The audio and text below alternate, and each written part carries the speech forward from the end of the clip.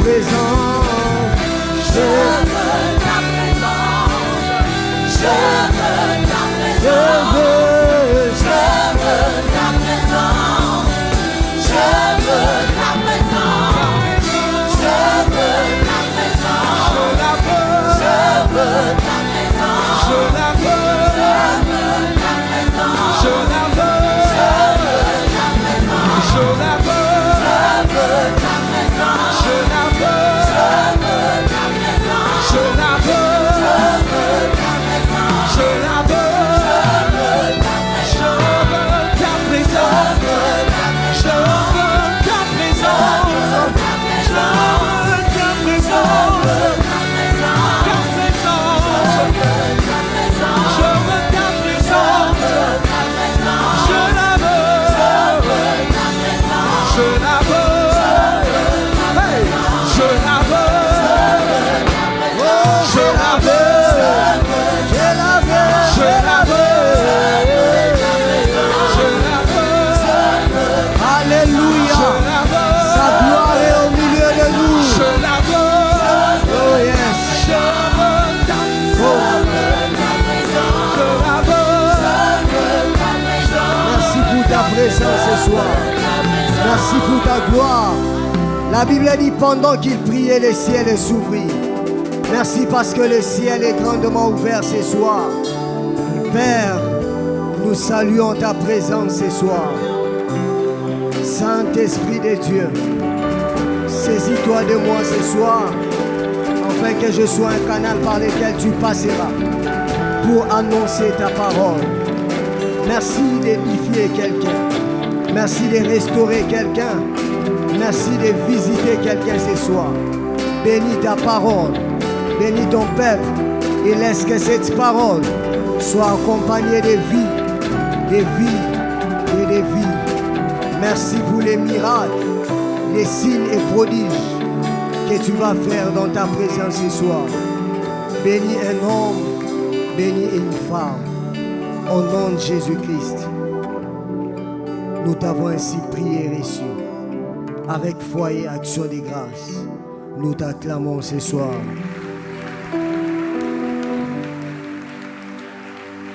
Alléluia. Est-ce que tu peux bien acclamer le Seigneur ce soir?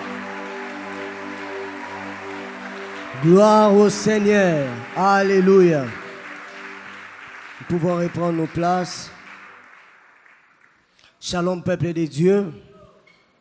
Gloire au Seigneur. Grande est ma joie d'être là encore ce soir au milieu de nous, afin de nous apporter la parole de Dieu. Et je rends grâce à Dieu pour cette grâce qu'il nous accorde, pour ce privilège qu'il nous donne de pouvoir encore parler de sa part ce soir. Je m'en vais rapidement m'acquitter de ces devoirs tout en disant merci à mes parents spirituels, merci à papa et merci à maman pour cette marque de confiance et cet amour qu'ils témoignent et qu'ils renouvellent encore ce soir en notre personne. Et merci à toi qui es là ce soir.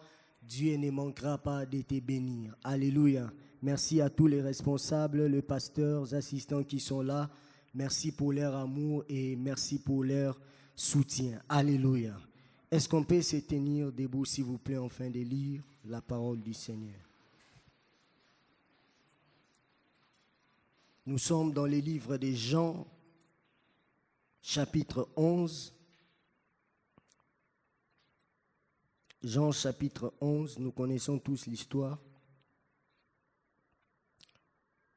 Nous allons lire le premier et deuxième verset.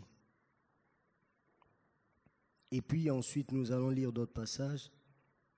Il y avait un homme malade, Lazare de Béthanie, village de Marie et de Marthe, sa sœur.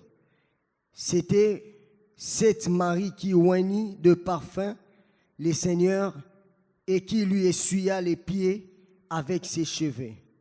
Et c'était son frère Lazare qui était malade. Le verset 6. Lors donc il eut appris que Lazare était malade, il resta 2 jours encore dans le lieu où il était. Nous prenons le verset 31 au verset 41. La Bible déclare, les Juifs qui étaient avec Marie dans la maison et qui la consolaient, l'ayant vue s'élever promptement et sortir, la suivirent, disant, elle va au sépulcre pour y pleurer. Lorsque Marie fit arriver là où était Jésus et qu'elle le vit, tomba à ses pieds et lui dit, Seigneur, si tu eusses été ici, mon frère ne serait pas mort. Jésus la voyant pleurer, elle et les Juifs qui étaient venus avec elle, frémit en son esprit et fut tout ému. Et il dit, où l'avez-vous mis? Seigneur, lui répondirent, viens et vois. Le verset 35, Jésus pleura. Sur quoi les Juifs dirent, voyez comme il l'aimait. Et quelques-uns d'entre eux dirent, lui qui a ouvert les yeux d'aveugle, ne pouvait-il pas faire aussi que cet homme ne mourût point? Verset 38, Jésus frémissait de nouveau en lui-même, s'est rendu au sépulcre. C'était une grotte et une pierre était placée devant. Jésus dit, ôtez la pierre. Marthe, la sœur du mort, lui dit, Seigneur, il sent déjà, car il y a 4 jours qu'il est là. Jésus lui dit, n'ai-je pas dit que si tu crois, tu verras la gloire de Dieu? Ils ôtèrent donc la pierre et Jésus leva les yeux en haut et il dit, Père, je te rends grâce de ce que tu m'as exaucé. Alléluia. Nous finissons avec Jean toujours, chapitre 2, Jean 2, les versets 1 à 3. 3 jours après, il eut des noces à Cana en Galilée. La mère de Jésus était là et Jésus fut aussi invité aux noces avec ses disciples. Les vins ayant manqué, la mère de Jésus lui dit, ils n'ont plus de vin. Alléluia. Nous pouvons reprendre nos places. On peut m'accompagner. Alors, le thème qui nous a été recommandé ce soir, toujours dans le même angle que papa est en train d'aborder ces temps-ci, sur la présence de Dieu. Ce soir, j'aimerais partager avec nous un thème qui est intitulé « La présence de Dieu et la résurrection ». Tu peux le dire à ton voisin. La présence de Dieu et la résurrection. J'aimerais commencer mon message par cette affirmation, tout en nous disant « Faire sans Dieu est une garantie de l'échec, mais agir avec Dieu est une garantie du succès. » Alléluia. Faire sans Dieu, c'est une garantie de l'échec, mais agir avec Dieu, c'est une garantie du succès. Frères et sœurs, beaucoup de personnes d'entre nous aujourd'hui veulent commencer des choses. Beaucoup de personnes d'entre nous aujourd'hui veulent vivre des grandes choses dans leur vie. Mais laisse-moi te dire, c'est que sans Dieu, tu ne peux pas vivre les succès dans ta vie. Sans Dieu, tu ne peux pas vivre des grandes choses dans ta vie. Si tu veux vivre les choses que Dieu a prévues dans le ciel, sur la terre, tu as besoin au préalable de la présence de Dieu. Alléluia. Quelqu'un ce soir aimerait vivre des choses que Dieu a arrêtées au ciel par rapport à sa destinée, par rapport à sa vie. Laisse-moi te dire que sans la présence de Dieu, tu ne pourras pas vivre ces choses dans ta vie. Je parle à quelqu'un ce soir. Si votre mission humaine est humaine, si votre mission est d'ordre humain et que vous avez besoin de ressources sur la terre, vous avez besoin de choses sur la terre, laissez-moi vous dire que lorsque votre vie sera d'ordre divin, vous aurez aussi besoin de choses divines. Si votre mission sur la terre est d'ordre humain, vous aurez besoin de ressources sur la terre. Vous aurez besoin de plusieurs choses sur la terre. C'est de même qu'avec une personne qui a une mission d'ordre divin, cette personne aura besoin de choses qui ont rapport avec les choses spirituelles ou les choses divines. Je parle à quelqu'un ce soir. Toutes les personnes dans la Bible qui ont marqué leur temps, toutes les personnes dans la Bible qui ont fait de grands exploits, toutes les personnes dans la Bible qui ont pu bouleverser la terre, bien aimés, ces personnes ont eu besoin de la présence de Dieu. Non pas seulement ils ont eu besoin de la présence de Dieu, mais ces personnes avaient la conscience de la présence de Dieu. Tous les jours que ces personnes se promenaient, Tous les jours que ces personnes marchaient, ces personnes avaient toujours besoin de la présence de Dieu, afin que la présence de Dieu les accompagne dans tout ce qu'ils sont appelés à faire. Bien-aimé, la présence de Dieu, c'est la clé de la réussite. La présence de Dieu, c'est la clé qui nous amène au succès. La présence de Dieu, c'est la clé qui nous donne ou qui nous permet d'ouvrir d'autres portes dans notre vie. C'est pour cela que tu as besoin de la présence de Dieu. C'est pour cela tout le jour, même lorsque tu te réveilles le matin, tu dois être conscient de la présence de Dieu qui doit t'accompagner tout le jour dans ta vie. Alléluia. Toutes les personnes qui ont pu bouleverser la terre dans la Bible, ces hommes étaient conscients que dans leur existence, ils n'étaient pas seuls. Ils avaient besoin de Dieu. Et Dieu était en train de les accompagner tout le jour afin qu'ils puissent vivre les plans de Dieu dans leur vie. Alléluia. Voilà pourquoi lorsque nous lisons dans Psaume, le chapitre 20, le verset 8, la Bible dit ceci, s'appuie sur leurs chars et ceux-là sur leurs chevaux. Mais nous invoquons l'Éternel notre Dieu. Alléluia. Ceux-ci s'appuient sur leurs chars, ceux-là sur leurs chevaux. Mais nous appuyons sur l'Éternel notre Dieu. Bien-aimé, dans tes études, tu n'as pas besoin de t'appuyer sur ton intelligence. Dans ton travail, tu n'as pas besoin de t'appuyer sur ton intelligence.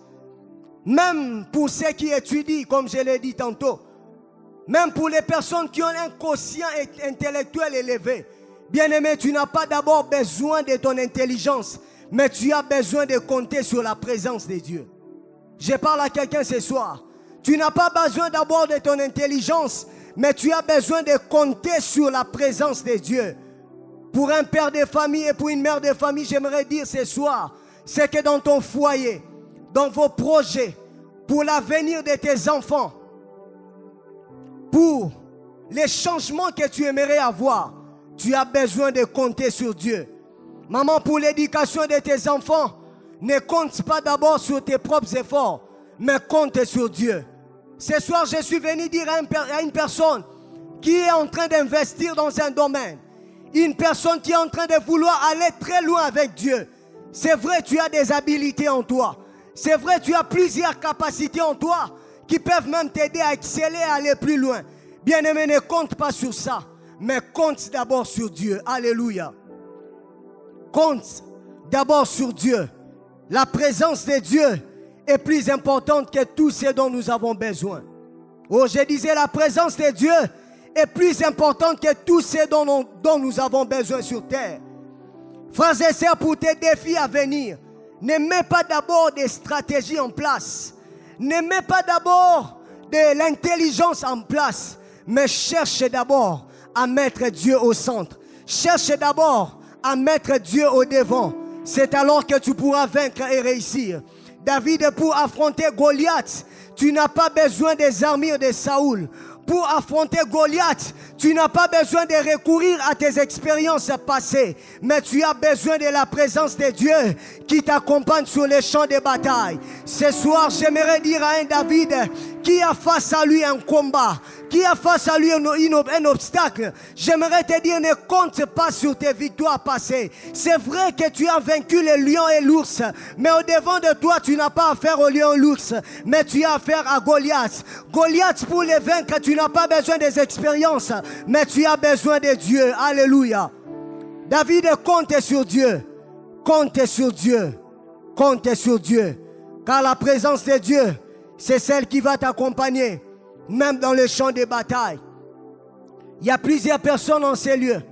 L'année a commencé, mais tu te rends compte qu'il y a plusieurs batailles au devant de toi que tu n'as pas encore vaincues. Il y a plusieurs combats au devant de toi que tu n'as pas encore remporté la victoire. Laisse Dieu t'accompagner dans ces combats. Laisse Dieu vaincre ensemble avec toi. Laisse Dieu t'aider à triompher dans ces combats. Alléluia. Et je prie pour quelqu'un ce soir, que toi qui as des combats dans un certain domaine de ta vie, que la présence de Dieu t'accompagne dans cette bataille. Toi qui as des luttes qui sont en train de te déranger, toi qui as des choses que tu es en train d'endurer, que la présence de Dieu t'accompagne et te fasse vaincre au nom de Jésus-Christ. Écoute ceci. Ce qui fera La différence dans le combat de ta destinée, ce ne sont pas les armes que tu possèdes, mais c'est la présence de Dieu. Ce qui fera la différence dans le combat que tu es en train d'endurer, ce ne sont pas d'abord les armes que tu possèdes, ce ne sont pas d'abord l'intelligence, les diplômes que tu possèdes, mais c'est la présence de Dieu. Alléluia. C'est la présence de Dieu. C'est pour cela, ce soir, je suis venu dire à un homme, ne cherche pas d'abord les hommes pour remporter des victoires. Ne cherche pas d'abord les hommes pour triompher dans un certain domaine de ta vie, mais cherche d'abord Dieu. C'est vrai, tu as des projets. C'est vrai, tu as beaucoup de choses à réaliser cette année. Pour que tu puisses vaincre, tu as besoin de la présence de Dieu. Dis avec moi, la présence de Dieu et la résurrection. La présence de Dieu et la résurrection. Et lorsque nous voyons dans la Bible l'histoire du noces de Cana que nous venons de lire, la Bible nous parle d'une histoire merveilleuse que j'aime. C'est-à-dire le jour-là, il y avait des noces à Cana. Il y avait une fête qui était organisée. La Bible nous dit que l'ordonnateur de la fête ou l'organisateur de la fête avait invité beaucoup de gens, avait fait appel à beaucoup de gens. Et la Bible souligne en disant que Jésus aussi était invité. Alléluia. Jésus aussi était invité dans cette fête. Au-delà de la beauté de l'endroit qu'ils avaient embelli pour recevoir des invités, au-delà du beau cadre que ces hommes et femmes étaient réunis, la Bible dit que Jésus aussi était invité. Frères et sœurs, souvent nous remarquons une chose dans nos vies, c'est qu'à chaque fois que nous sommes appelés à organiser les choses, à chaque fois que nous sommes appelés à mettre en place des choses, nous avons toujours besoin de Dieu, afin que Dieu nous accompagne dans cela.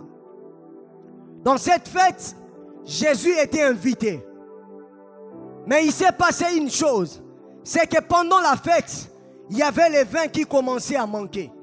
Et Marie, la mère de Jésus, s'est approchée de Jésus pour demander à Jésus s'il pouvait faire un miracle, afin que le vin puisse être là dans la fête. La Bible dit les vins ayant manqué dans cette fête. Bien-aimé, la vie que tu vis, les choses que tu traverses dans ta vie, c'est parce que Jésus n'a pas encore pris la première place. C'est que tu es en train d'endurer dans ta vie. Tu es en train de vivre cela parce que Jésus-Christ n'est pas encore au centre. C'est vrai, tu organises les choses. C'est vrai, tu mets en place un système. Mais pose-toi la question pour savoir, est-ce que Jésus-Christ est au centre? Aujourd'hui, beaucoup de gens veulent commencer des entreprises. Beaucoup de gens veulent voyager. Est-ce que Jésus voyage avec toi? Beaucoup de gens veulent distinguer dans leurs études. Beaucoup de gens veulent avoir de grandes églises, veulent avoir un puissant ministère. Pose-toi la question de savoir, est-ce que Jésus est avec toi? Il y a une histoire que papa nous a racontée récemment. C'est qu'il était allé quelque part. Il y avait une très belle organisation. Les choses étaient tellement claires et très bien. Mais il a remarqué une chose, qu'il n'y avait pas la présence de Dieu. Et c'est l'esprit qui est en train d'attaquer plusieurs chrétiens. Non pas seulement l'église en ces temps de la fin. Les chrétiens, nous tombons dans un piège où nous voulons tellement organiser les choses. Bien aimé, ce n'est pas mauvais. Mais organisons les choses avec Dieu. Alléluia. Organisons les choses avec la présence de Dieu. Beaucoup de gens veulent faire des choses, veulent monter des entreprises, c'est bien. Mais est-ce que Dieu est avec toi? Est-ce que la présence de Dieu est avec toi? Papa, ton foyer aujourd'hui, c'est qu'il est. Pose-toi la question, est-ce que Christ est au centre? Est-ce que Jésus est dans ton foyer? Dans cette fête, on avait invité Jésus. Dans cette fête, Jésus était là. Voilà pourquoi Jésus-Christ a pu opérer un miracle. Des fois dans ta vie, tu as l'impression que les choses ne marchent pas. Des fois dans ta vie, tu as l'impression que tout ce que tu fais ne réussit pas. C'est parce que tu le fais seul. Jésus-Christ a besoin de son intérêt dans ce que toi tu fais. Quel est l'intérêt de Dieu dans ce que tu fais? Bien-aimé, Jésus-Christ fera les miracles que là où il voit son intérêt être manifesté. Alléluia. Jésus fera les miracles dans ta vie que là où il verra que son intérêt est manifesté. Est-ce qu'il y a l'intérêt de Dieu dans ton travail? Est-ce qu'il y a l'intérêt de Dieu dans ce que tu fais? Oui, tu veux avoir une promotion. Mais est-ce qu'il y a l'intérêt de Dieu dans ton travail? Oui, tu veux avoir un grand ministère. Est-ce qu'il y a l'intérêt de Dieu dans ce que tu es censé faire? Alléluia. Il y a même des personnes dont les choses ne marchent pas. Lorsque les choses ne marchent pas dans ta vie, quelles sont les premières personnes à qui tu penses? La Bible dit dans cette fête, les vins étaient en train de manquer. La première personne que Marie a pensé, ce n'était pas l'ordonnateur de la fête, mais c'était Jésus. Alléluia. Marie n'a pas pensé premièrement à l'ordonnateur de la fête, mais Marie a pensé plutôt à Jésus. C'est un peu toi comme dans ta vie. Lorsque tu as des problèmes, tu penses toujours aux gens. Tu peux toujours penser à appeler telle personne, mais tu oublies que tu peux aller dans la présence de Dieu. Tu fléchis tes genoux pour que Dieu puisse te donner la solution à ton problème. Tu penses à tout le monde sauf à Jésus. Tu peux intéresser tout le monde dans ce que tu fais, mais tu n'intéresses pas Jésus. Bien-aimé, ta vie n'a pas de goût parce que Jésus-Christ n'est pas là. Alléluia. Ta vie n'a pas de saveur parce que Jésus-Christ n'est pas là. Plusieurs personnes aujourd'hui, ta vie ressemble comme à une personne qui n'a pas l'air d'être existée. Pourquoi? Parce que Jésus-Christ n'est pas là. Il n'y a rien au monde qui peut remplacer Jésus dans nos vies. Il n'y a rien au monde qui peut remplacer la présence de Dieu dans nos vies. Tu as besoin de la présence de Dieu. Et la Bible souligne en disant que les vins manquaient, mais Jésus ne manquait pas. Alléluia. Les vins manquaient dans cette fête, mais Jésus-Christ ne manquait pas. Les vins étaient là au départ, mais après les vins a commencé à manquer. Mais Jésus-Christ était là. Je ne sais pas quel est le problème ou le domaine de ta vie où les vins est en train de manquer. Quel est le domaine de ta vie où les choses sont en train de manquer. Laisse-moi te dire que tu peux manquer les véhicules, mais ne manque pas Jésus. Tu peux manquer les mariages, mais ne manque pas Jésus. Tu peux manquer les enfants, mais ne manque pas Jésus. Je parle à quelqu'un ce soir. La Bible dit les vins manquaient, mais Jésus ne manquait pas. Bien-aimé, manque les habits, mais ne manque pas Jésus. Laisse les gens parler, mais toi rassure-toi que Jésus est là. Marie n'avait quoi faire de tout ce que ces hommes pouvaient dire. Marie n'avait pas quoi faire de ce que ces personnes voulaient dire. C'est important, c'était que Jésus soit là. Et parce que Jésus était là, elle est allée vers Jésus. Elle est allée vers Jésus. Je ne sais pas qu'est-ce qui manque dans ta vie. Beaucoup de choses manquent dans ta vie parce que Jésus n'est pas là. Bien-aimé, invite Jésus-Christ dans ta vie. Invite la présence de Dieu dans ta vie. Frères et sœurs, sur cette terre, il est difficile et impossible de pouvoir marcher sans Jésus. De pouvoir marcher sans la présence de Dieu. Des fois, lorsque tu te réveilles le matin, sois-en sûr que Dieu est avec toi. Sois-en sûr que la présence de Dieu marche avec toi. Sois-en sûr que la présence de Dieu t'accompagne dans tout ce que tu es censé faire. Alléluia. Tu as besoin de la présence de Dieu. Dans ton travail, tu as besoin de la présence de Dieu. Dans ton ministère, tu as besoin de la présence de Dieu. Tu as besoin de la présence de Dieu dans tout ce que tu fais. Alléluia. Pour que les choses changent, il faudrait que Dieu soit là. Et lorsque vous lisez avec moi Juge, chapitre 6, est-ce qu'on peut me balancer ces versets? Juge 6, le verset 15 au verset 16. Juge 6, le verset 15 au verset 16. La Bible déclare, Gédéon lui dit, « Ah mon Seigneur, avec quoi délivrerai-je Israël? Voici ma famille est la plus pauvre à Manassé, et je suis le plus petit dans la maison de mon père. » Et l'Éternel lui dit, « Mais je serai avec toi, et tu me battras Madian comme un seul homme. » Alléluia. Dans cette histoire, on est en train de voir, je paraphrase, Gédéon qui est en train de parler à Dieu, alors que Dieu lui a donné une mission. Gédéon est en train de se plaindre, il dit que sa famille est la plus pauvre à Manassé. C'est qu'il ne saura pas faire la vision que le Seigneur ou Dieu lui a donnée. J'aime une chose. Pendant que Gédéon est en train de proposer à Dieu les faiblesses de sa famille, pendant que Gédéon est en train de proposer à Dieu les difficultés de sa famille, pendant que Gédéon est en train de recourir aux armes dans ces textes, Dieu est en train de lui proposer sa présence. Je suis venu dire à quelqu'un ce soir, c'est que dans tes combats, tu as besoin de la présence de Dieu. Gédéon voulait recourir aux armes, Dieu lui a proposé sa présence. Gédéon voulait recourir à la pauvreté de sa famille pour mettre ça au devant de Dieu. Dieu lui a proposé sa présence. Pour que Dieu t'utilise, Dieu n'a pas besoin que tu sois riche ou pauvre.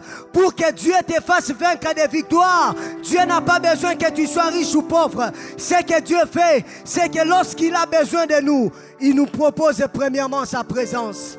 Je parle à quelqu'un ce soir. Dans ta destinée, tu n'as pas besoin de combat pour vaincre, mais tu as besoin de la présence de Dieu. Tu n'as pas besoin premièrement des armes pour vaincre, mais tu as besoin de la présence de Dieu. Alléluia. Tu as besoin de la présence de Dieu. Madian, c'était une ville. Madian, c'était une grande ville. Mais j'aime ce que Dieu dit. Il dit, l'Éternel lui dit, mais je serai avec toi. Et tu battras Madian comme un seul homme. Oh mon Dieu. Tu battras Madian comme un seul homme. Madian était une grande ville où il y avait plusieurs personnes qui résidaient. Mais ici, non pas seulement Dieu propose sa présence, c'est que Dieu est en train de réduire Madian à un seul homme. Dieu est en train de réduire Madian à un seul homme. Frères et sœurs, je suis venu te dire une chose. C'est que la présence de Dieu a la capacité de changer le combat dans ta vie. La présence de Dieu a la capacité de réduire tes adversaires en un rien. Dieu parle à Gédéon, il dit, je serai avec toi et tu battras Madian. J'ai prié pour quelqu'un ce soir, que partout où Madian s'est présenté au devant de toi, partout où les défis s'étaient présentés au devant de toi, que Dieu te donne de vaincre cela au nom de Jésus. Que Dieu te donne de vaincre Madian au nom de Jésus. La présence de Dieu s'accompagne toujours de victoires. Gédéon n'avait pas besoin de finances pour vaincre Madian. Même quand il était pauvre, il pensait qu'en disant cela à Dieu, Dieu allait faire de lui un homme riche. Non, Dieu n'a pas besoin de te faire seulement, de te faire devenir un homme riche pour que tu remportes les victoires. Dieu a besoin seulement d'aller avec toi. Si tu es avec toi, peu importe les nombres de tes adversaires, peu importe le nombre de tes ennemis, tu verras tes ennemis être vaincus au nom de Jésus. Je parle à quelqu'un ce soir. Dieu va réduire la force de Madian, malgré qu'elle est une ville. Je prie que Dieu puisse réduire la force de tes ennemis. Je prie que Dieu puisse réduire la force de tes adversaires. Au nom de Jésus, la présence de Dieu nous introduit dans une saison de facilité. Alléluia. La présence de Dieu nous introduit dans une saison de facilité. Là où les choses étaient difficiles pour Gédéon, la présence de Dieu est venue rendre facile les choses. Donc, dans ces combats, Gédéon, Dieu voulait l'enseigner. Que malgré que tu vois Madian comme étant une grande ville, c'est que quand tu seras en train de combattre, dans ta tête, tu penseras que tu es en train de combattre une ville, alors que tu combattras une seule personne. Alléluia. C'est que Gédéon, lorsqu'il combattait, il n'était plus en train de voir une ville, mais il voyait une seule personne. Pourquoi? Parce que Dieu lui avait parlé. Frères et sœurs, même dans ta famille, dans le combat de ta famille, Baya et Belé ou pas, ils sont une seule personne. Tu n'as pas compris. Qu'ils soient nombreux ou pas, je les vois comme une seule personne. Bien-aimé, que tes défis soient nombreux ou pas, il n'y a qu'un seul défi. Réduis un peu la dimension de tes problèmes. Réduis un peu la dimension de tes combats. Et c'est alors que tu verras Dieu agir dans ta vie. Tu as besoin de la présence de Dieu. Pour que tu puisses vaincre, tu as besoin de la présence de Dieu. Ne combats pas Madian seul, mais combat avec Dieu. Quand tu combats avec la présence de Dieu, la présence de Dieu te donne des victoires. La présence de Dieu te donne de vaincre là où il y avait plusieurs adversaires. Je parle à quelqu'un ce soir. Là où il y avait plusieurs adversaires, Dieu a rendu tous ses adversaires en une seule personne. Alléluia. Entrons maintenant en profondeur. Les textes de base que nous venons de lire, l'histoire de Lazare, c'est une merveilleuse histoire dans la Bible qui nous enseigne sur la résurrection. La Bible nous dit que Jésus était arrivé. Et on informe à Jésus que son ami Lazare, qu'il aimait beaucoup, Lazare était mort. On est venu dire à Jésus, Jésus, Lazare est mort. Jésus pose la question, où l'avez-vous mis? On a amené Jésus, viens et voir. Lazare était déjà dans le tombeau. Et dans le tombeau, Lazare était en train de pourrir. Dans le tombeau, Lazare était déjà en train de se décomposer. Parce qu'il avait fait 4 jours. Lazare, il n'y avait plus d'espoir pour lui. Et lorsque Jésus arrive sur la scène, la Bible dit dans le verset 35, Jésus pleura. Alléluia. Jésus a pleuré. Au départ, dans ce deuil, il y avait déjà des gens qui étaient en train de pleurer. Marie, Marthe, toutes les personnes qui aimaient Lazare, toutes les personnes qui connaissaient Lazare, ils étaient déjà en train de pleurer. Mais ici, la Bible mentionne une chose, c'est que Jésus pleura. Jésus n'avait pas pleuré comme tout le monde. Jésus avait pleuré parce que ses inquiétudes, c'était de voir son ami Lazare, qu'il aimait beaucoup, être dans les tombes. Dans la tombe. Jésus a pleuré parce qu'il a vu la personne qu'elle aimait beaucoup. Cette personne être enterrée dans la tombe. C'est vrai, les Juifs pensaient que les pleurs de Jésus ressemblaient à eux. Ils ont même commencé à dire que non, comment cet homme qui a fait marcher les aveugles, les paralytiques, il a ouvert les yeux des aveugles. Mais comment cet homme est en train de pleurer et il n'est pas capable de faire quelque chose? C'est que ces hommes ne savaient pas. C'est que Jésus était en train de pleurer parce qu'il savait qu'il allait faire une grande chose. Alléluia. Jésus était en train de pleurer parce qu'il savait qu'il avait envie de faire une grande chose. Bien-aimés, souvent Dieu nous amène à vivre les mêmes réalités que les autres. Des fois, Dieu nous amène dans les mêmes réalités que les autres. Des fois, les gens regardent ta vie et disent, ah, lui aussi vit les mêmes réalités que nous. C'est ça. Et tous étaient en train de pleurer. Ils ont vu Jésus en train de pleurer. Ils se disent, ah, cet homme ne va plus rien faire. Pourquoi? Parce que Jésus a pleuré. Pour eux, Jésus ne pouvait pas pleurer. Alléluia. Pour eux, Jésus ne pouvait pas pleurer. Et ils sont restés même dans l'étonnement de se dire, mais comment cet homme est en train de pleurer? Comment cet homme est en train de fondre en larmes? Alors que lui qui a fait des grands miracles, alors que lui qui a fait beaucoup de choses. Alléluia. Des fois, tu remarques que ta vie est en train de prendre la même direction que celle des autres. Mais sache une chose, il y a toujours une particularité dans ce que Dieu fait avec toi. Ah oui, il y a toujours une particularité dans ce que Dieu fait avec toi. Les pleurs de Jésus, c'était des pleurs comme tout le monde. Parce que dans sa dimension humaine, Jésus était revenu en lui-même et il pouvait verser les larmes. Il pouvait pleurer comme tout le monde. Il pouvait faire ce que tout le monde faisait. Mais Jésus n'avait pas oublié que dans sa dimension divine, il avait la capacité de ressusciter Lazare. Dans sa dimension divine, il avait la capacité de ressusciter Lazare. Alléluia. Et ces hommes ont oublié une chose. C'est que leurs pleurs n'ont pas pu ressusciter Lazare.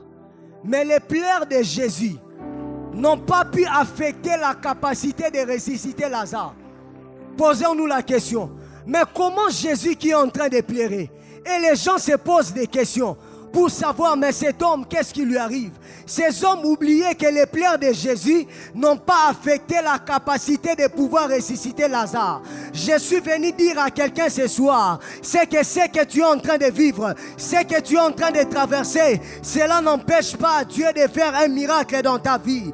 Cela n'empêche pas Dieu à ramener à la vie ce qui était mort en toi. Je parle à quelqu'un ce soir. Tu peux avoir l'impression que Dieu t'a abandonné. Tu peux avoir l'impression que Dieu t'a laissé. Jésus a pleuré. Les sœurs de Lazare, se sont dit, mais comment l'ami de Lazare est en train de pleurer? Peut-être qu'elles avaient eu l'impression que Jésus avait abandonné Lazare. Bien aimé, non. Les pleurs de Jésus les a donné l'impression qu'il a abandonné Lazare. Mais en soi, ces pleurs étaient en train de préparer une grande résurrection. Je suis venu dire à quelqu'un, il y a des moments dans ta vie où tu es appelé à pleurer. Oui, plaire. Jésus n'a pas empêché les larmes de couler parce qu'il savait qu'après ces larmes, il y avait une grande chose qui s'est préparée. Lorsque tu t'avances dans la présence de Dieu, s'il faut pleurer, plaire. Sache que après tes pleurs, tu vivras la gloire de Dieu. Anne a pleuré pour Samuel. Après ses pleurs, Dieu lui a donné Samuel. Je suis venu dire à quelqu'un, comme papa l'a dit la semaine passée, même lorsque tu es dans la présence de Dieu, que la présence de Dieu, lorsqu'elle te saisit, elle t'amène à pleurer. Pleure, alléluia. Pleure lorsque tu cherches Dieu.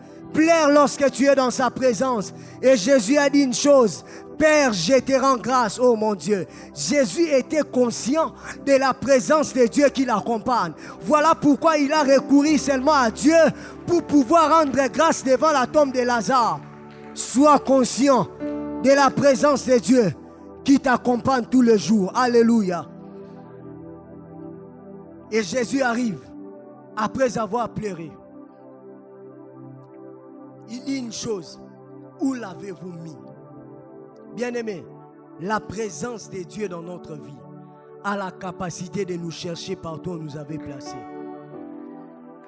Oh, tu n'as pas compris. La présence de Dieu, lorsqu'elle marche avec nous, lorsqu'elle est dans nos vies, lorsqu'elle est dans nos familles, la présence de Dieu a la capacité de te placer partout où on t'avait placé. Bien-aimé, je ne sais pas où est-ce que ta vie se situe en ces instants-ci. Je ne sais pas où est-ce que ta vie a été placée.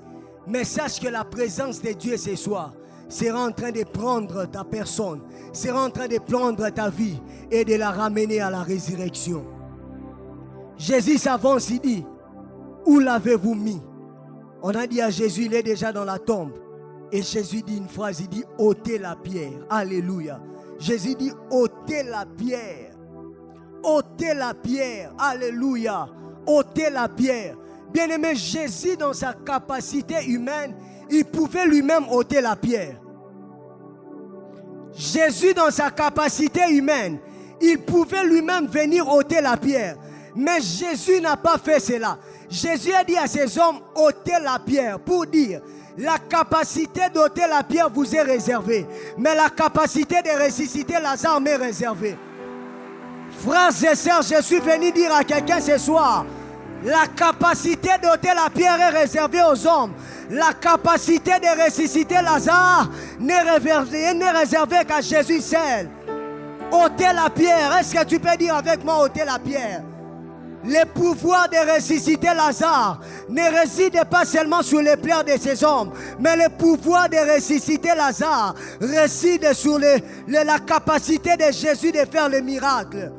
C'est vrai, Jésus aussi avait pleuré, mais les pleurs de Jésus n'ont pas pu étouffer sa capacité de ressusciter Lazare. Pleure dans la présence de Dieu. Pleure quand tu peux et tu verras Dieu agir dans ta vie. Les hommes dans ta vie ont la capacité de te payer les titres. Les hommes dans ta vie ont la capacité de te nourrir. Les hommes dans ta vie ont la capacité de te faire voyager. Mais les hommes n'ont pas la capacité de t'accorder d'autres choses que Dieu seul peut faire. Il y a certaines choses dans ta vie, cela est réservé aux hommes. Mais il y a d'autres choses dans ta vie, cela n'est réservé qu'à Dieu lui-même. Frères et sœurs, les gens peuvent faire ça pour toi. Lazare, les gens peuvent même te vêtir et te mettre dans les cercueils pour aller t'enterrer. Lazare, les hommes peuvent creuser les trous et te faire entrer dans la tombe et pouvoir ensuite jeter les sables. Mais ces hommes n'auront pas la capacité de te faire ressusciter. C'est pour cela ce soir je suis venu dire à quelqu'un, toi qui tout le temps tu pleures auprès des hommes, toi qui tout le temps tu cours auprès des hommes, bien-aimé, tu n'as pas besoin seulement des hommes pour pouvoir réussir, mais tu as d'abord premièrement au préalable besoin de Dieu. Parce qu'il y a des choses que les hommes ne peuvent pas faire, mais seul Dieu peut les faire dans ta vie. Je suis venu dire à une maman qui ne conçoit pas, Je suis venu dire à une femme stérile en ces lieux, c'est que malgré ce que les médecins disent, malgré les médicaments peut-être que les médecins donnent, ceux-là n'ont pas la capacité de te donner les enfants. Mais seul Dieu peut te donner les enfants. C'est pour cela que tu as besoin de Dieu dans ta vie. Les hommes peuvent te donner des choses qui peuvent te satisfaire, mais ces choses ne pourront pas combler toute ta personne. Ces choses ne pourront pas combler tous tes besoins. Alléluia. Ces choses ne pourront pas combler tous les besoins dans ta vie. Ces choses ne pourront pas combler tous les besoins dans ta vie. Tu as besoin de la présence de Dieu. Tu as besoin de la présence de Dieu. Et j'aime dans cette histoire, lorsque Jésus parle, il dit ôter la pierre. C'est-à-dire la charge d'ôter la pierre est réservée aux hommes. Mais la charge de ressusciter Lazare est réservée à Jésus. Bien-aimés, lorsque la présence de Dieu vient dans nos vies, la présence de Dieu vient nous prendre en charge.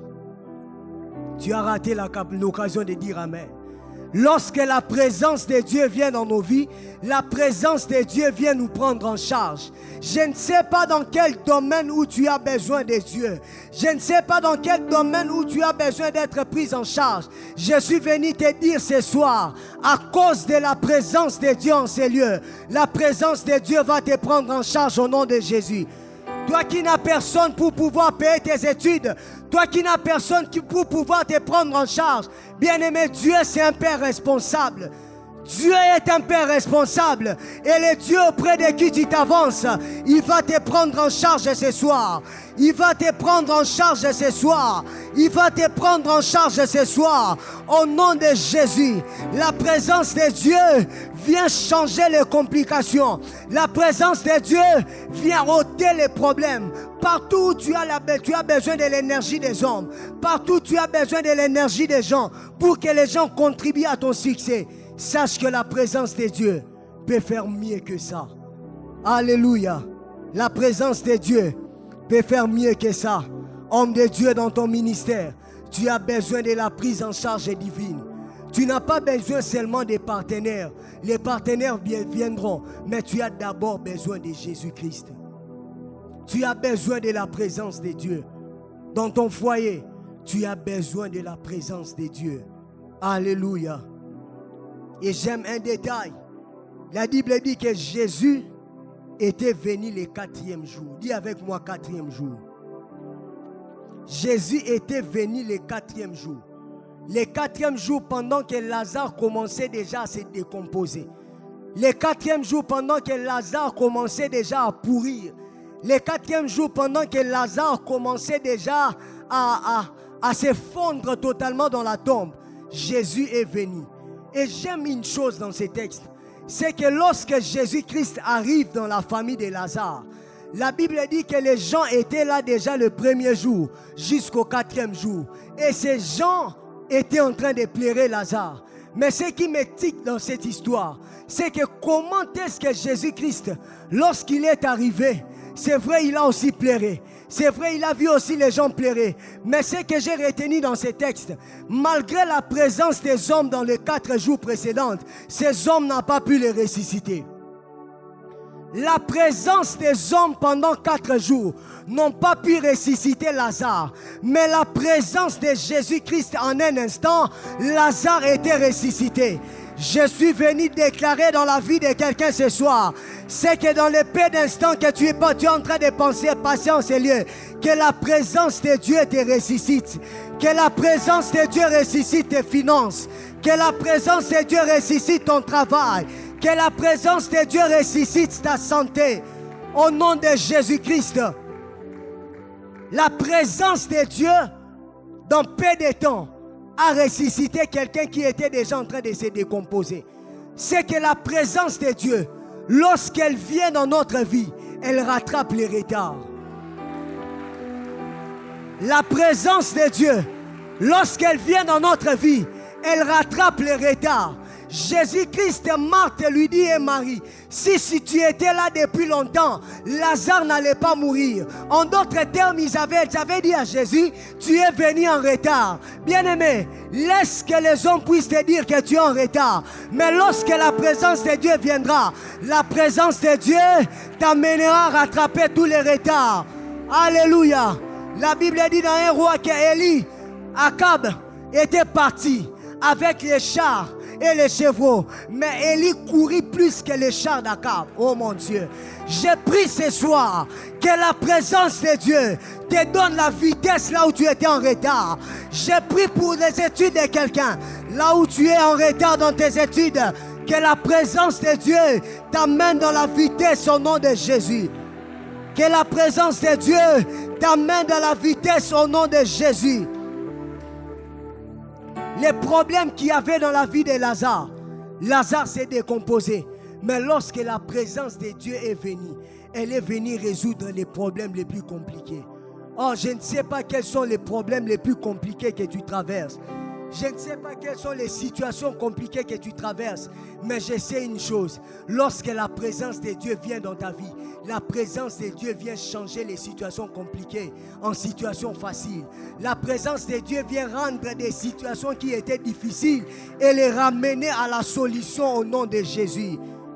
La présence de Dieu. Alléluia. Là où les choses ont longtemps duré, là où les choses ont longtemps était difficile pour toi, laisse que la présence de Dieu rende les choses faciles au nom de Jésus-Christ. La présence de Jésus en quelques minutes a pu provoquer la résurrection. En quelques minutes seulement. Bien aimé, nous ne savons pas qu'est-ce que la présence de Dieu dans une seule minute peut faire. C'est pour cela, lorsque tu t'avances de Dieu, ne t'occupe pas de ton voisin. Ne t'occupe pas de ta voisine, mais sois figé dans la présence de Dieu. Reste concentré dans la présence de Dieu. Dieu n'a pas besoin que tu passes des heures du temps pour qu'il puisse agir. Dieu n'a pas besoin que tu passes beaucoup d'heures pour qu'il puisse seulement agir. Mais il a besoin d'abord que tu sois conscient de sa présence. Alléluia. Dans peu de minutes, la vie de Lazare a été changée. Pourquoi? À cause de la présence de Jésus-Christ. À cause de la présence de Jésus-Christ. Dans peu de minutes, la vie de Lazare a été changée. Alléluia. Peut-être que ton foyer est déjà mort. Peut-être que ce sont des affaires qui sont mortes. Peut-être que c'est ton ministère qui est en train d'aller vers la mort. Peut-être c'est la situation financière de ta famille qui est en train de mourir. Peut-être c'est ta vie spirituelle qui est en train de mourir. Peut-être c'est ta consécration qui est en train de mourir. Quelqu'un se rend compte que sa consécration est en train de mourir. Quelqu'un se rend compte que dans sa santé, rien ne marche. Quelqu'un se rend compte que depuis que l'année a commencé, Dieu n'est pas là. Laisse-moi te dire que la présence de Dieu a la capacité de rattraper les retards. La présence de Dieu a la capacité de donner la vie. Alléluia. Ces hommes pensaient que Lazare était en train de mourir, mais Jésus savait que Lazare dormait. Ces hommes pensaient que Lazare était en train de mourir, mais Jésus savait que Lazare était en train de dormir. Il savait que Lazare était en train de dormir. C'est pour cela qu'il a dit Lazare n'est pas mort. Lazare est en train de dormir. Il y a des gens qui constatent dans ta vie que ta vie est en train de mourir. Il y a des gens qui constatent dans ta vie que rien ne marche. Oui, c'est une situation par laquelle tu traverses. Mais laisse-moi te dire, lorsque la présence de Jésus-Christ, lorsque la présence de Dieu vient dans ta vie, la présence de Dieu change la mort en sommeil. J'ai pris ce soir que là où les hommes constataient la mort, que Dieu change la mort en sommeil. Que la mort ne soit plus appelée mort, mais que la mort soit appelée sommeil au nom de Jésus-Christ. Que la mort soit appelée sommeil au nom de Jésus.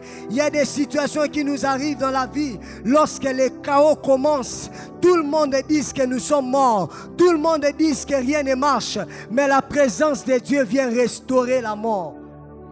La présence de Dieu vient nous restaurer tout en nous sortant de la mort à la vie. Et ce soir, c'est ce que la présence de Dieu va faire dans ta vie. Je ne sais pas qu'est-ce qui est mort dans ta vie. Je ne sais pas qu'est-ce qui a été enterré dans ta vie.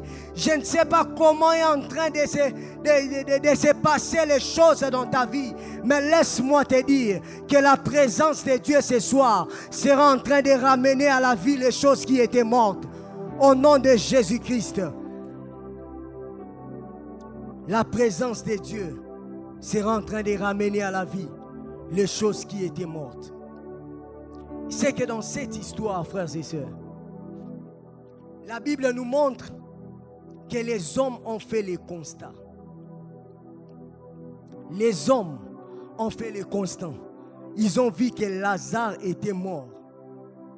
Ils ont vu que Lazare était mort. Mais le constat de Jésus-Christ était différent par rapport au constat des hommes. Bien-aimé, laisse les gens constater tout ce qui se passe dans ta vie. Ne te focalise pas sur les constats des hommes pour pouvoir avancer. Mais dis-toi, qu'est-ce que Dieu constate dans ta vie? Tout ce que Dieu constate dans notre vie, lorsque nous nous approchons de lui, Dieu finit par changer cela. Et j'aime une chose. Lorsque tu es en dehors de la présence de Dieu, c'est vrai, Dieu te voit. Il constate que mon fils est rentré dans les péchés.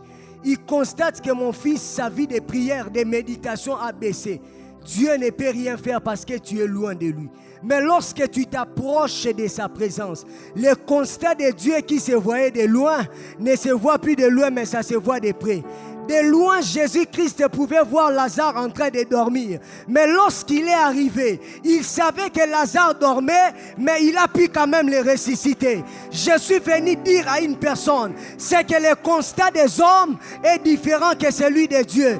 Dieu, lorsque les hommes te voient dans le péché, Dieu te voit dans la sainteté. Et puisque tu t'approches de lui, Dieu ôte le péché dans sa présence et il te donne la vie de sainteté. Je parle à quelqu'un ce soir. Lorsque vous lisez avec moi l'histoire, dans Daniel 3, il se passe une chose. Le roi ordonne à ce qu'on puisse prendre Shadrach, Meshach et Abednego. On puisse les lier et on les jette dans la fournaise ardente.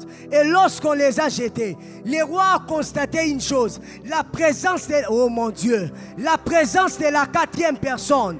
Pourquoi le roi a constaté la présence de la quatrième personne? Il ne s'est pas limité à constater. Le roi a vu que ces personnes qui étaient liées ne sont plus liées. Ces personnes ont commencé à marcher dans les faits. Je suis venu dire à quelqu'un, la présence de Dieu dans ta vie crée les dynamiques. La présence de Dieu dans ta vie crée les mouvements. Ces hommes étaient liés, mais lorsque la quatrième personne était venue, il y a un mouvement qui s'est passé. Ce soir, je suis venu annoncer à quelqu'un qu'il y aura le mouvement de Dieu dans ta vie. Il y aura le mouvement de Dieu dans ta vie. Même si les chaînes t'avaient retenu, même si les chaînes t'avaient retenu à cause de la présence de Dieu, les chaînes seront en train de tomber. Les chaînes seront en train de tomber. Au nom de Jésus, au nom de Jésus, ces hommes, voyez, 3 personnes qui sont jetées dans le feu, mais ils ont constaté qu'il y avait une quatrième personne. Oh, j'ai prie ce soir qu'une quatrième personne s'ajoute dans ta vie. Qu'une quatrième personne s'ajoute dans ton ministère. Batuba mona yo yo mo côté, mais ba mona nzambe na yo. Batuba mona yo yo mo côté, ba mona nzambe na yo. Lorsque tu chanteras, sois avec Dieu. Lorsque tu prêcheras, prêche avec Dieu. Lorsque tu iras au travail, va avec Dieu. Lorsque tu iras dans les voyages, voyage avec Dieu. Lorsque tu feras les affaires, fais les affaires avec Dieu. Lorsque même tu évangéliseras, évangélise avec Dieu. Est-ce que quelqu'un peut me donner un bon amen? Marche avec Dieu, marche avec Dieu, marche avec Dieu. La présence de Dieu nous rend dynamiques dans tous les domaines. La présence de Dieu crée les mouvements dans notre vie. Alléluia. J'ai prié ce soir que la présence de Dieu amène un mouvement dans nos vies. J'ai prié ce soir que ce qui était statique bouge. Que ce qui était statique bouge. Même les paralytiques de la piscine de Bethesda, cet homme était statique. Il ne bougeait pas. Mais lorsque Jésus est venu, la Bible dit, Jésus le dit, lève-toi, prends ton lit et marche. Ce soir, je suis venu dire à quelqu'un, la présence de Dieu te fera lever de ta chaise roulante. Toi qui me suis sur Internet, si tu es sur une chaise roulante, Je prie dans le nom de Jésus-Christ que la présence de Dieu entre dans ta maison et te fasse lever de ta chaise au nom de Jésus. La présence de Dieu vient faire les mouvements dans nos vies. La présence de Dieu ne nous laisse pas statiques. Lève-toi, prends ton lit et marche. Bien-aimé, je ne sais pas qu'est-ce qui ne marche pas dans ta vie. Je ne sais pas qu'est-ce qui ne marche pas dans ta vie. Mais je suis venu dire à quelqu'un que la présence de Dieu ce soir fera marcher les choses au nom de Jésus. La présence de Dieu, c'est une béquille qui nous est donnée par Jésus, afin de pouvoir nous aider à marcher. La présence de Dieu, toi qui ne marches pas, toi qui as des choses qui ne marchent pas dans ta vie, Dieu ce soir te donne la béquille qui est de sa présence, afin que tu puisses marcher. Dans la présence de Jésus, ne nous laisse pas seulement seuls. Il nous donne aussi des choses, afin que nous puissions marcher. Alléluia. Jésus est ressuscité parce qu'il incarnait en lui la présence de Dieu. Ah oui. Même Jésus, le Fils de Dieu, il est ressuscité parce qu'il incarnait en lui la présence de Dieu. Jésus-Christ, de son vécu sur la terre, il a fait des miracles. La Bible dit Dieu l'a oint parce que Dieu était avec lui. Il faisait des miracles par-ci, par-là. Jésus, partout il passait avec l'atmosphère des miracles. Pourquoi? Parce que Dieu était avec lui. Et même lorsque Jésus-Christ est mort, la Bible dit que Jésus-Christ est ressuscité. Pourquoi? Parce qu'il incarnait en lui la présence de Dieu. Frères et sœurs, lorsque tu incarnes en toi la présence de Dieu, c'est que toutes les choses mortes dans ta vie seront en train de ressusciter. Je suis venu dire à quelqu'un qui est dans un travail, dans une famille où il y a des paroles qui ont été prononcées, où il y a des décrets qui ont été signés, ne t'en fais pas pour cela. Cherche seulement la présence de Dieu. Lorsque la présence de Dieu t'accompagnera, la Bible dit il a déchiré l'acte dont les ordonnances les condamnées. Je suis venu dire à quelqu'un ce soir que la présence de Dieu sera en train d'enlever les condamnations dans ta vie. La présence de Dieu sera en train de briser la malédiction dans ta famille. Tout ce qui incarne la présence de Dieu finit par reproduire la vie. Jésus-Christ incarnait la présence de Dieu.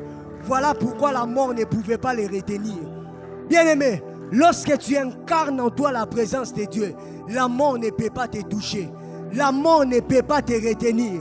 Même lorsque nous serons enlevés, même lorsque nous serons morts, lorsque Jésus-Christ reviendra, toutes les personnes malgré leur mort qui ont incarné la présence de Dieu, ils seront enlevés.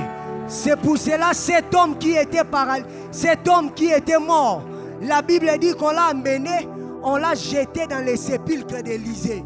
Bien-aimé, Élisée n'était pas mort seul, il était mort avec la présence de Dieu. Élisée n'était pas mort seul, il était mort avec la présence de Dieu. Bien-aimé, il y a des hommes de Dieu sur cette nation qui ont pu bouleverser la terre. Ils ne sont pas morts seuls, ils sont morts avec la présence de Dieu. Comment expliquer un homme de Dieu dans cette nation?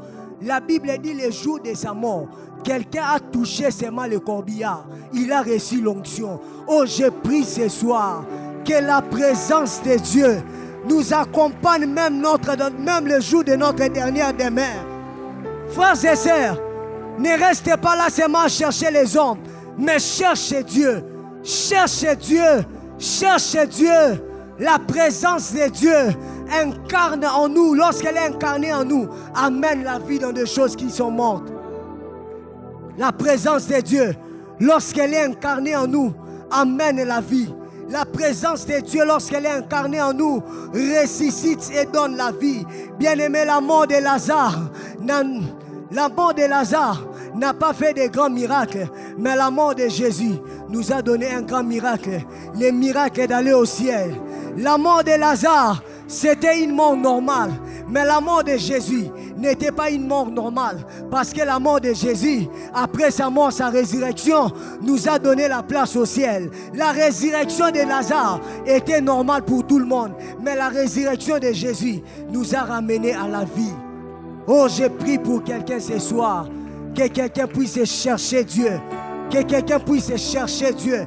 Que quelqu'un puisse se concentrer dans la présence de Dieu. Alléluia. Je suis en train de finir par cette chose. Écoute.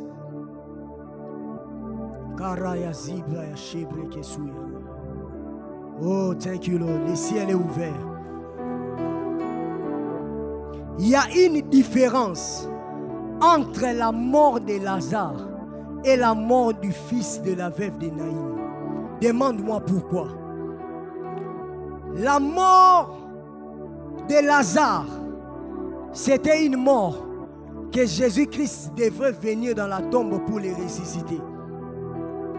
Mais à la différence avec la mort de la fils de la veuve de Naïm, Jésus n'avait pas besoin d'aller dans sa tombe, mais Jésus l'a ressuscité en cours de chemin. Dieu m'a dit ce soir, il y a deux catégories de personnes. Il y a une catégorie de personnes qui sont comme Lazare. C'est que ces personnes, leur vie est déjà morte. Leurs vies sont déjà mortes. Il y a des personnes qui sa vie de prière est koufi bandeko. Vie de prière est koufi. Cette personne ne médite plus la parole. Il y a des gens, c'est lié, leur consécration est morte. Leur sanctification est morte. Il y a des gens, leur vie est déjà morte dans les péchés, morte dans les péchés. Mais cette histoire, les fils de la veuve de Naïm n'avaient pas besoin que Jésus arrive dans la tombe, mais avaient besoin que Jésus les rencontre sur le chemin. C'est un peu comme quelqu'un ce soir qui est comme le fils de la veuve de Naïm. Azo kende déjà na kokufa. Finaye zo kufa. Sa famille est en train de mourir. Lorsqu'il regarde sa vie ne va pas bien. Lorsqu'il regarde sa vie ne va pas bien. Tu es en train de mourir en allant petit feu. Tu es en train de mourir. Où est ta consécration présentement? Où est ta sanctification présentement? Où est ta vie de prière, ta vie de méditation? Oh, Raya Shebra Kasute. Où est ta vie de consécration? Il y a des vies qui sont en train de mourir. Ce soir, Jésus-Christ n'attend pas que tu entres dans la tombe, mais il vient te ressusciter sur le chemin. Il vient te ressusciter sur le chemin. Il vient te ressusciter sur le chemin.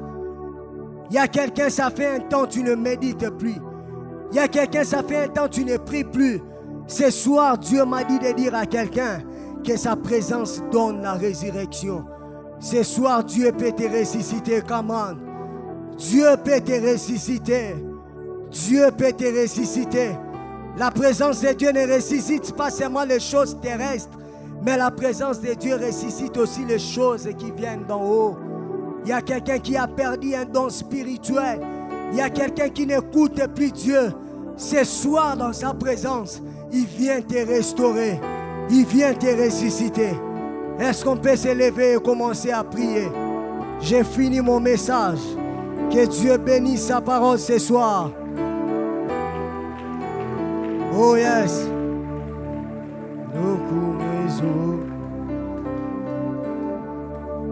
Sois en train de prier.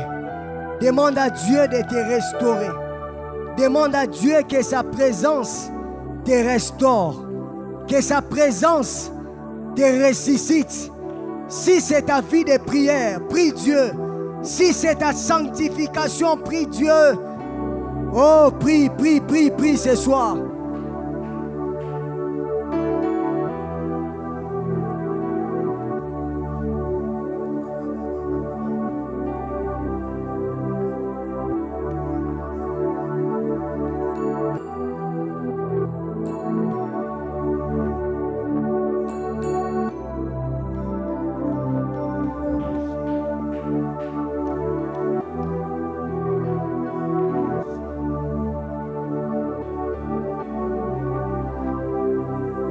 Sois en train de prier. Ce soir, Dieu veut ressusciter des vies. Ce soir, Dieu veut restaurer des vies. Il y a des puissants ministères ce soir que Dieu va restaurer. Oh, Shakate Luta. Il y a des vies que Dieu veut changer ce soir. Il y a des vies que Dieu veut changer ce soir. Sois en train de prier Dieu. Sois en train de prier Dieu. Sois en train de chercher Dieu. Abandonne-toi dans sa présence. Là où tu es, il vient te chercher.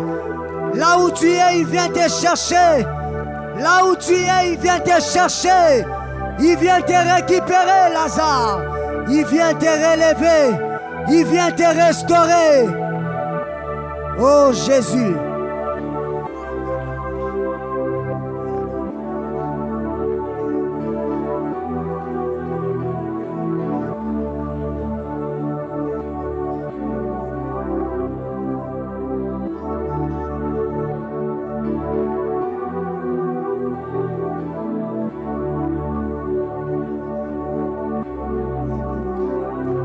Cherchez Dieu, cherchez Dieu, cherchez Dieu. Prie ce soir, prie, prie ce soir. Au nom de Jésus-Christ, dis à Dieu, restaure-moi, restaure ma vie, restaure ma famille, restaure mon travail, restaure mes affaires, mon entreprise. Cherche Dieu, restaure ma sanctification. Restaure, restaure, restaure. Oh Ramacheri Abakaya.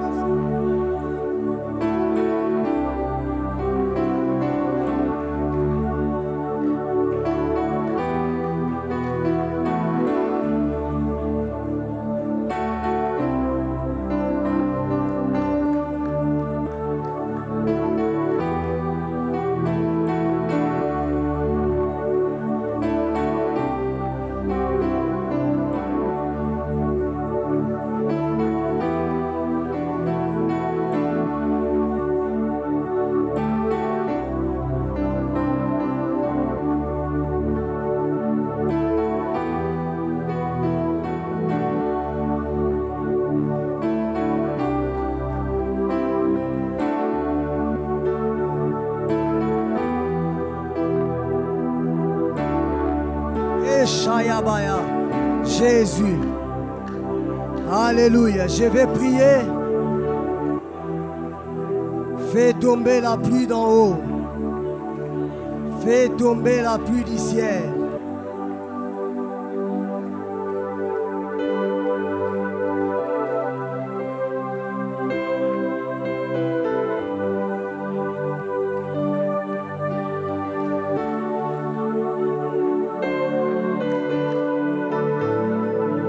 Ce soir, c'est une soirée de restauration. Pendant que j'ai préparé ce moment, Dieu m'a dit, il sera en train de restaurer deux catégories de personnes. Il y a une forte gloire de Dieu ce soir. Fais tomber la pluie d'en haut. Fais tomber la pluie. Fais tomber la pluie. Fais tomber la pluie d'en haut. Fais tomber la pluie. Fais tomber la pluie du ciel. Fais tomber la pluie. Fais tomber la pluie d'en haut. Seigneur, fais tomber la pluie. Fais tomber la pluie. Fais tomber la pluie. Seigneur, fais tomber la pluie. Fais tomber la pluie. Dieu te restaure. Est-ce qu'on peut lever légèrement nos deux mains vers le ciel, s'il vous plaît? Levons légèrement nos deux mains vers le ciel. La gloire de Dieu est là ce soir. Dieu veut ressusciter les Lazare qui étaient morts. Dieu vient ce soir ressusciter les Lazare qui étaient morts. Dieu vient ressusciter les Lazare qui étaient morts.